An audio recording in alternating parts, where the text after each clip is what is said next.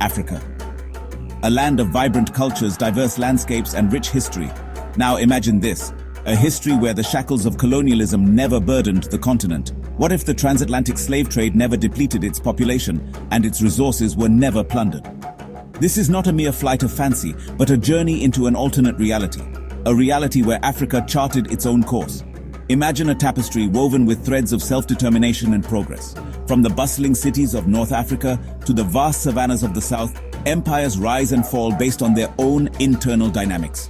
Trade flourishes driven by the continent's abundant resources and the ingenuity of its people. Instead of being carved up by foreign powers, Africa remains a land of diverse kingdoms and empires. Some, like Ethiopia, maintain their ancient lineages. Others, fueled by innovation and trade, rise to prominence on the world stage. Imagine a powerful Ashanti empire stretching across West Africa, its gold mines fueling a golden age of art and architecture. Think of the Zulu kingdom, not as a force resisting colonial encroachment, but as a powerful empire expanding its reach through strategic alliances and military prowess. This is not to say that conflict is absent, but it is driven by African ambitions, rivalries, and desires, not the insatiable greed of distant empires. Without the disruption of colonization, African knowledge systems continue to thrive. Imagine Timbuktu, already a renowned center of learning, blossoming into a full-fledged university town. Scholars from across the continent and beyond flock to its libraries, drawn by the wisdom contained within ancient manuscripts. The continent's natural resources, instead of being siphoned off to fuel European industries, are harnessed for African development. Imagine the copper mines of the Congo powering an industrial revolution, but one driven by African needs and ingenuity.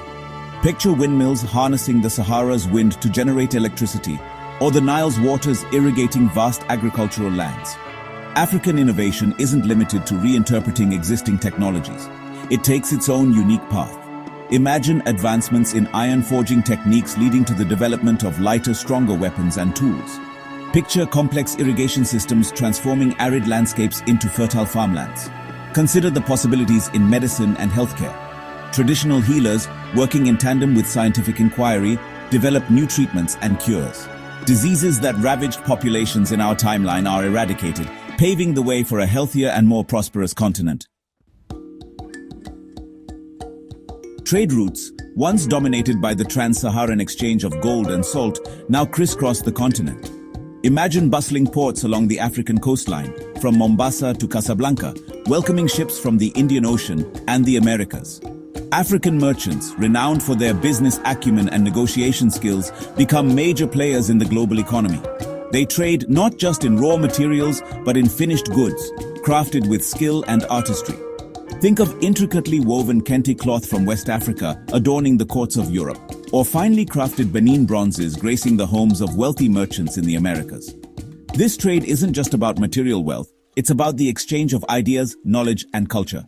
Imagine African architectural styles influencing buildings in Asia, or African musical rhythms finding their way into European compositions.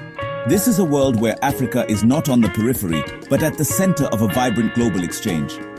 Economic prosperity doesn't mean the absence of challenges.